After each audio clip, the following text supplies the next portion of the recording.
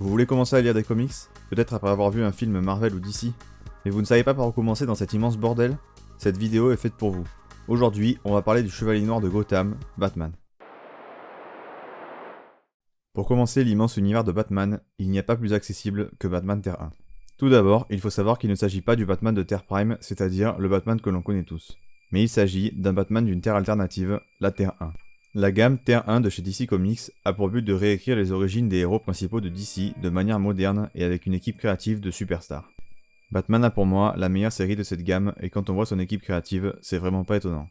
On a Geoff Johns au scénario et Gary Frank au dessin, deux immenses stars des comics. Dans ce comics, on suit donc Batman dans ses débuts. Il vient juste d'enfiler son costume et essaye de faire régner la loi. Mais tout ne se passe pas du tout comme prévu et Bruce n'est peut-être pas aussi près qu'il croit l'être.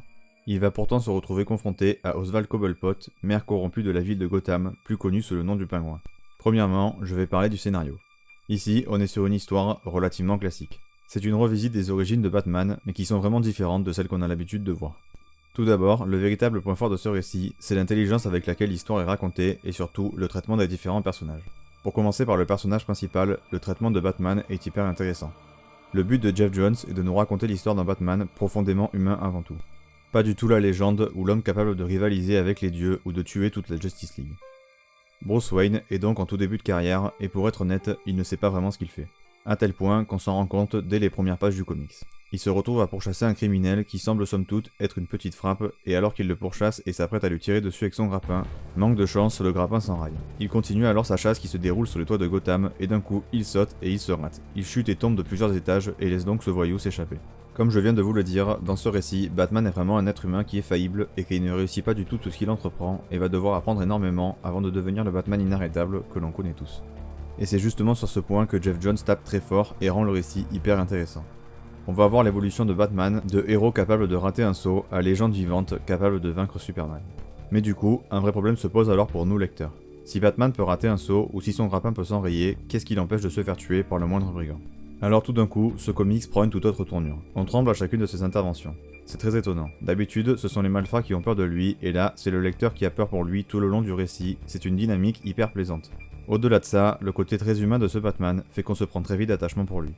Geoff Johns, un peu comme Christopher Nolan mais de manière complètement différente, ancre véritablement son Batman dans le réel. Le récit est écrit et pensé pour que tout nous paraisse plausible. Ici, pas de personnage à super pouvoir, seulement Batman qui essaie de faire régner l'ordre dans sa ville du mieux qu'il peut. Autre énorme point positif de ce comics, c'est tout simplement le premier comics de cet univers, et donc on n'a absolument rien raté avant. On démarre le récit en même temps que tout le monde, et donc on va suivre à la fois les premiers pas de Batman, mais également les premiers pas des différents méchants de son univers. Même si quelques personnages sont quelque peu différents de leur contrepartie de Terre Prime, ça fait de ce comics la porte d'entrée parfaite car on va découvrir tous les personnages au fur et à mesure, et en plus de ça, ils sont tous amenés d'excellentes manières et permettent de parfaitement les connaître. En l'occurrence, le méchant de ce tome-là, c'est seulement le Pingouin qui est le grand antagoniste de l'histoire, et il est vraiment excellent. Geoff Johns l'a vraiment super bien écrit et l'a lié à l'histoire de Batman, ce qui rend le conflit entre les deux ultra personnel et hyper plaisant à lire. Autre personnage complètement revisité par le scénariste, Alfred Pennyworth. Le majordome de Batman qui est complètement différent du Alfred qu'on a l'habitude de connaître, c'est-à-dire un vieux qui aide Batman du mieux qu'il peut, qui pense ses plaies et lui apporte son repas. Ici, Alfred est complètement différent puisqu'il est un vétéran de la guerre et va donc aider Bruce à se préparer à sa croisade contre le crime, notamment en l'entraînant, et donc le personnage va prendre une toute autre tournure, et c'est très rafraîchissant de voir cet Alfred évoluer aux côtés de ce Bruce là.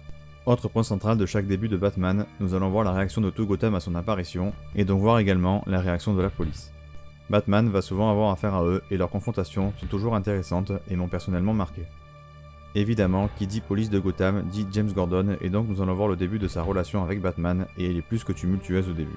Cette relation si importante pour l'univers de Batman est plutôt bien écrite et l'évolution qu'elle va prendre est certes classique car elle se déroule toujours comme ça dans les débuts de Batman que ce soit en comics, en film ou autre, mais elle est bien écrite et agréable à suivre. Parlons maintenant d'un atout absolument incontestable de ce comics, les dessins. Gary Frank livre ici une performance d'une qualité absolument incroyable. Son dessin est juste parfait. Tout d'abord, il faut parler de la précision de ses dessins, de la finesse de son trait. C'est extrêmement beau. Ses visages sont hyper expressifs et mettent en valeur l'histoire de Geoff Johns à la perfection. Ce qui m'a personnellement marqué, c'est le regard de Batman qui est vraiment incroyable. Le design de son costume fait quelque chose qui est assez rare dans les costumes de Batman, c'est-à-dire on voit ses yeux. Et honnêtement, ça renforce à mort le côté humain de Batman, car même lorsqu'il est en costume, son regard en dit long sur ce qu'il pense et ce qu'il ressent. Autre énorme point fort des dessins, la façon dont Gary Frank représente l'action et surtout le mouvement. Il est vraiment trop fort pour ça. Les entrées en scène de Batman font toujours mouche, c'est vraiment ultra beau et ultra dynamique. Ce qui m'a marqué également, c'est l'impact qui est donné au coup de poing et au coup de feu. On sent vraiment que chaque coup porté a la possibilité de faire très mal à la personne qui le reçoit, ce qui renforce tout ce que j'ai dit plus tôt sur le côté réaliste de l'histoire et la vulnérabilité de Bruce. C'est pour toutes ces raisons et bien d'autres que je vous conseille énormément ce comics pour commencer à lire du Batman. C'est pour moi la meilleure porte d'entrée pour des débutants. Même si ce comics nous remonte le meurtre des parents de Bruce et tout ce qu'on connaît déjà, c'est revisité d'une manière intelligente et assez différente de ce qu'on voit d'habitude et donc ça ne donne pas cette impression de redite. Ce comics est le premier d'une série de 3 graphic novels d'une 150aine de pages environ. C'est-à-dire qu'en seulement 3 tomes, vous aurez la série complète. Actuellement, seulement 2 tomes sont sortis, mais le 3ème est en cours de production et ne saurait tarder à sortir chez DC en VO. Et au vu des ventes et du succès des 2 premiers tomes, la VF ne devrait pas tarder à enclencher le pas. Mais le tome 1 peut se suffire à lui-même si vous ne souhaitez pas acheter la suite.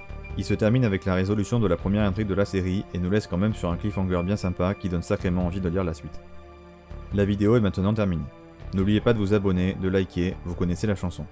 Sur ce, c'était Day One, et à la prochaine.